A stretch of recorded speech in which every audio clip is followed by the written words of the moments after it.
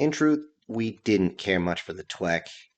Hell, we had barely been truly a spacefaring species since we got dragged into the war between the Anunnaki and, well, everybody else. There was a stalemate due to our ghost fleet in the Kyber Belt started handing those self-righteous vampires their ass. I would have stayed in the army if I'd known what would have actually showed up on Earth claiming to be our creators. There's only one creator, and I don't think they'd be showing up in a starship wearing a whole bunch of jewels. Upon offering to elevate our species to the stars, the truth actually came out. You see, the reality was, we have the technology. Though a few countries and their so-called leaders rolled over like good little dogs at the idea of being elevated, the rest of us remember our lessons from history. Fear the Greeks, even when they bear gifts. With this, the rest of the planet was ready to fight for our freedoms, or at least what little bit of freedoms remain nowadays. As powerful as they are, the Anunnaki might have powered up their weapons and might have been able to spot things from much farther than ours. They might have had great technology, but a 2-kiloton nuke launched into their ship will change the tide of that battle real quick. With our fleets now public knowledge, everything else was revealed, and the second information age began. With it, the information about things like CRISPR and nanotech became public knowledge, and many, including myself, decided to take advantage of it. We knew that we needed to reach out. We knew that humanity would have to head towards the stars. Though this time not for exploration or peace like we had always hoped watching those god-awful shows on TV. Instead, it was for destruction and war. Reaching out would take time, though, and they needed men like me to get the new trainees ready, though with a bit of a difference. You see, I was going to end up being the platoon sergeant of these trainees when they get sent on their deployment. Why? New weapons, new equipment, and new doctrine. Well, in this case, it's more like old doctrine, like from World War II. During training, we were actually told that another species would be joining us. What we got, I wasn't impressed with when I saw him. We only got one of them. A skinny little humanoid with strange tattoos all over his strange colorful skin. I didn't think much of him, and as far as physicality, I really wasn't impressed. He did have a hard time understanding why the others gave him such a hard time, so much crap. That is, until he asked to be walked through the process, in his words, so I don't fuck this up. The men just looked at him and told him, "We got you, brother." The little Twek gave everything all the time and soon realized that this brought what we humans call respect from his peers. This was shown on our first deployment as we got to the surface of the planet on the ass end of nowhere. Our job was to reinforce the front lines and push forward if at all possible. Facing off against an Anunnaki's insectoid drone armies, that frickin' horde is almost never fun to deal with.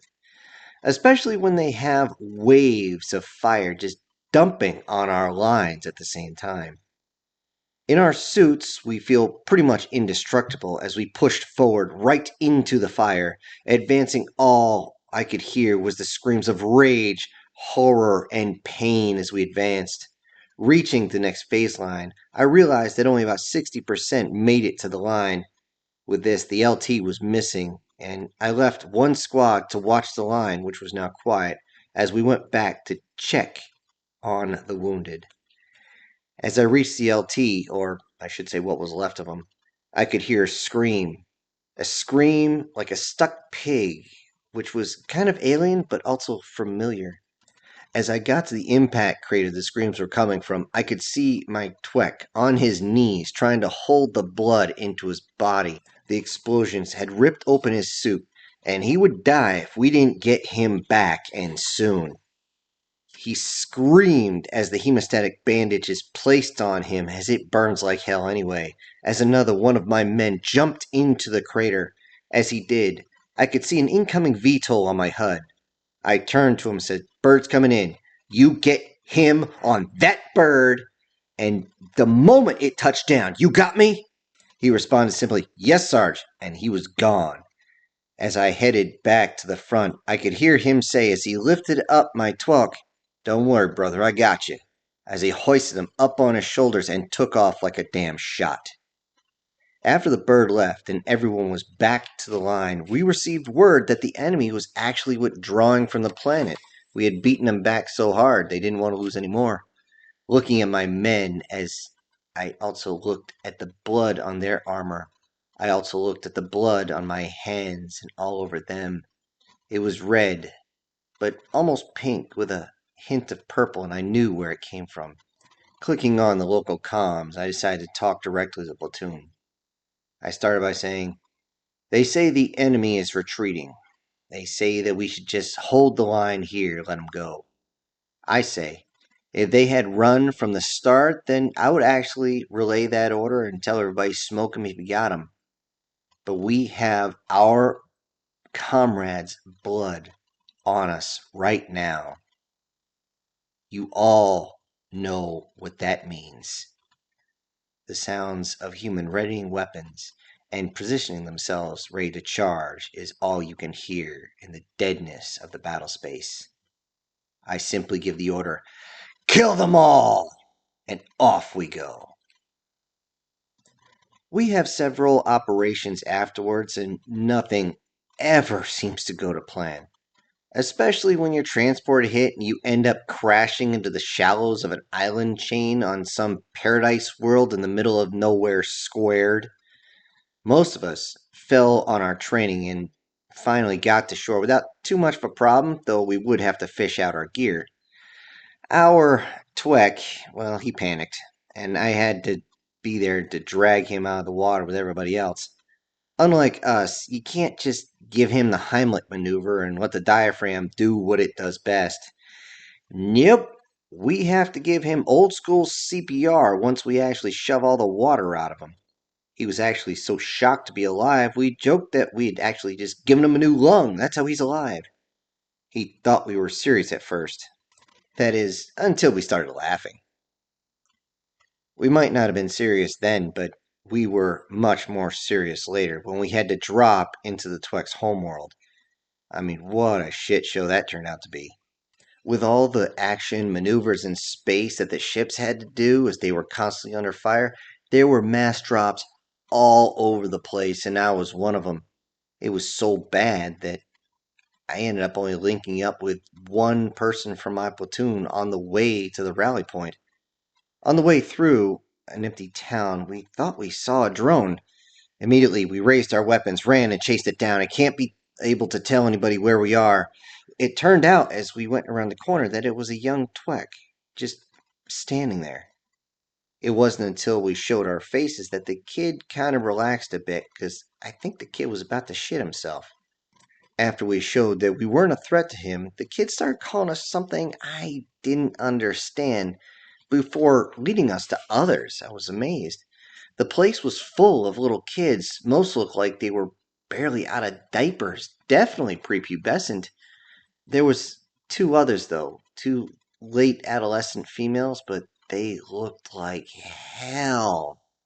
They were covered in makeshift bandages that had been applied, but they were in rough shape. It looked like the kids tried to do something, but they'd never been taught about this. While kneeling down and not even looking at my so-called partner, I said, "Waxer, take care of that one. I got this one here." Immediately, we sealed the wounds and were able to wake them up long enough to at least get some water in them, but that was all. They passed out right afterwards, probably from loss of blood. I was worried a lot.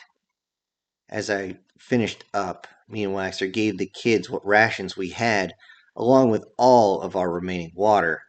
As the kids tried to stop their hunger pains, me and Waxer made some litters. We're not leaving them behind. We were actually not too far from the rallying point, but it was still a hike.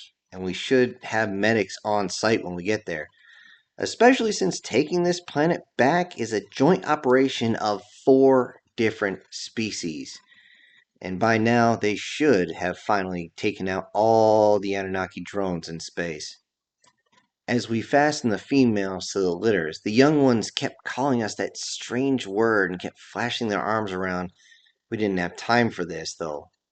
Walking down the street, it would have been very easy to pick us off, and we knew it, so we were trying to move as quick as possible.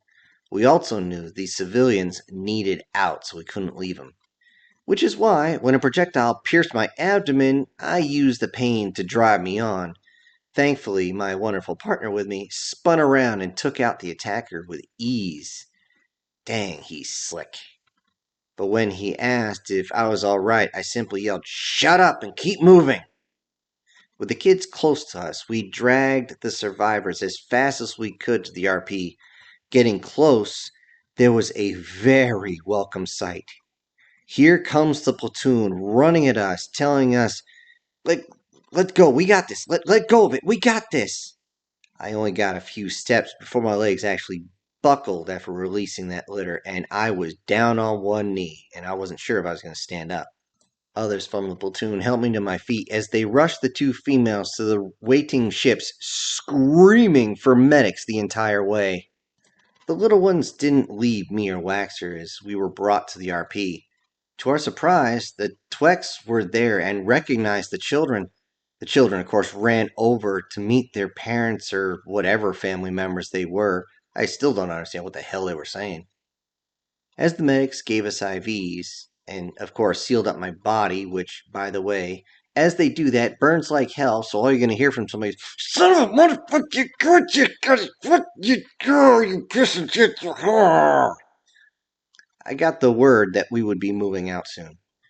Though I was specifically told to stay, being wounded and all, I don't leave my men unless I'm being dragged away, sir. As we began to walk away, the kids were waving and saying that same word. I looked over at my Twex specialist and I had to ask, "Hey Boyle, what is that word they keep calling us anyway?" Grinning, he says, "Nera. It means brother." I keep looking forward and say, "Just like you, huh?" Boyle looked confused before Waxer said, "From this day to the ending of the world, but we in it shall be remembered, for we happy few, we band of brothers.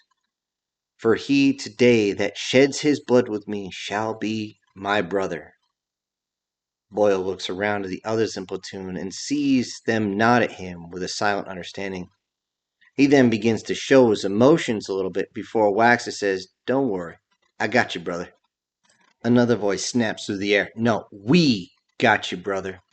Seeing everything that's happening, I decide to chime in very quickly. "Now that we are brothers to so many," of course waving my hand towards the civilians we just saved, "that makes those on this planet family. Now, let's go show those assholes what it means to attack our family." Hello everybody, it's Syntax. Thank you for enjoying tonight's story. And before I go, I need to send out a giant thank you to one of my supporters, Archery Assassin. Thank you very much for supporting the channel. Everyone else, I will see you next time. This is Syntax, punching out.